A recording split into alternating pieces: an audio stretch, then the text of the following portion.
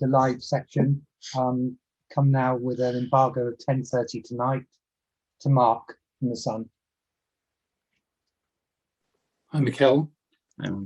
I'm just looking. I mean, the bookies have got at the moment. They've got you at 50-1 to win the league, and about 7 favourites to finish in the top 4. Is that unfair on you, or do you think that's maybe a realistic sort of odds for you? On me personally, or the club? For Arsenal, not you. I don't know. I don't know where they get that from, but difficult to judge. To be fair, I want to see the club in a different position. Obviously, they would have the reasons to do that, and hopefully, we can prove them wrong. I mean, I think you were a player the last time that Arsenal finished in the top 4.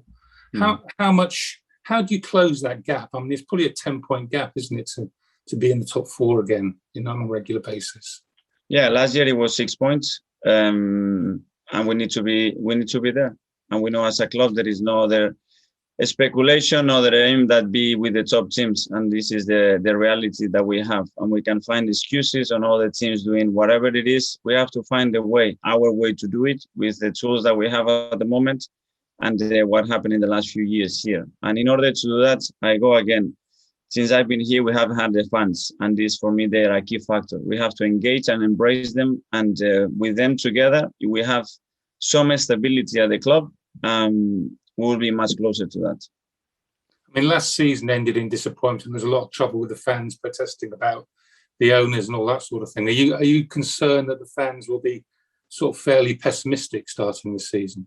I am very optimistic with the fans because I watch them how they react with the team when we play Chelsea on the friendly, and I was very impressed with that. Not only me, but all the players and the staff, the way they reacted. We had 20 or 25,000, and they were right behind the team. And I don't expect anything different. We have tried to explain everything that we could, try to get them on board, try to believe in the team.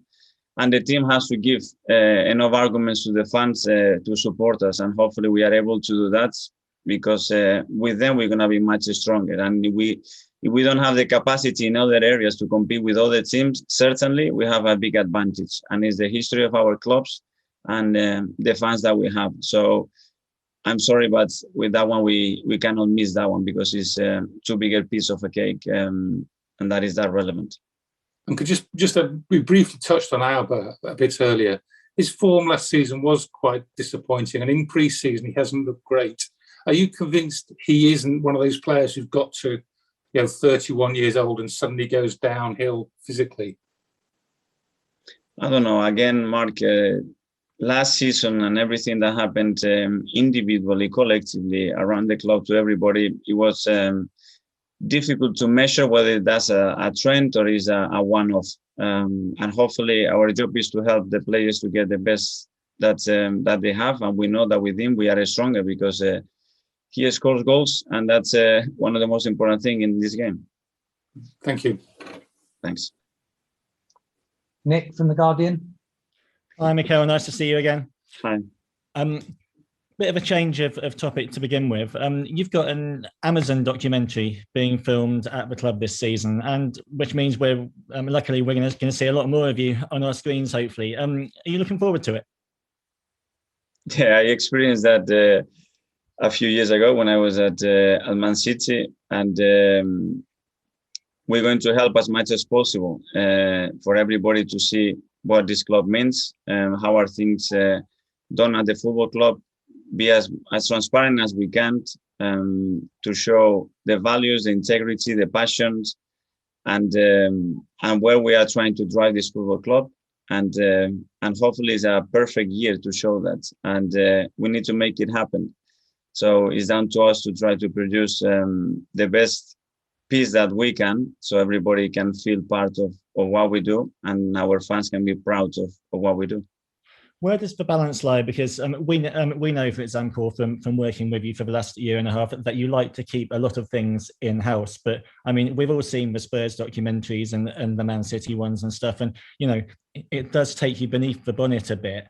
Will you get any say on what can and can't be filmed? And does it feel a bit odd that you're going to have to reveal quite a lot more stuff than usual? I think I've been very transparent, Nick, since I've been here, and I have tried to respond to every single question. But if you ask me things about the dressing room, I'm sorry, that door is completely closed. For the rest, I think I always responded to any question in my best capacity. And while they are here, we're gonna try to be us. We're gonna try to be somebody else. We will try to be us and show what we do. That's it. Were you given a choice in whether it was filmed or not? Sorry? Were you given a choice in whether it happened or not? No. No. That's a decision made from the club, and is with the best possible interest for the football club, and we need to help as much as possible to do that. Okay, just a couple more. You said in May that you would have to be ruthless in overhauling the squad, and we know there's still a lot of time to go in the window, but do you feel that you have been ruthless, and do you feel that you still can be ruthless in getting what you want? Again, at the end of the market, I will respond to you. If you want an honest answer, I would do that the last day of the window. Do you think fans especially, understand quite how difficult this market is? Because we see throughout football, it's maybe waiting on one or two moves at the top to happen before a lot of other things go on. Yeah. Do you think people realise just how tough this is, not just for you, but for other clubs? I don't know if you are reading all the time every news related to the club. You can get confused because you see that many names attached to it that one day you go from here to there. So obviously you're going to like more A than B. And if you get B and you were expecting A, you're never going to be happy. But I don't know, we'll try to explain why we do things the way we can and be transparent with that. Thank you. Good luck tomorrow. Thank you. Thanks, Nick.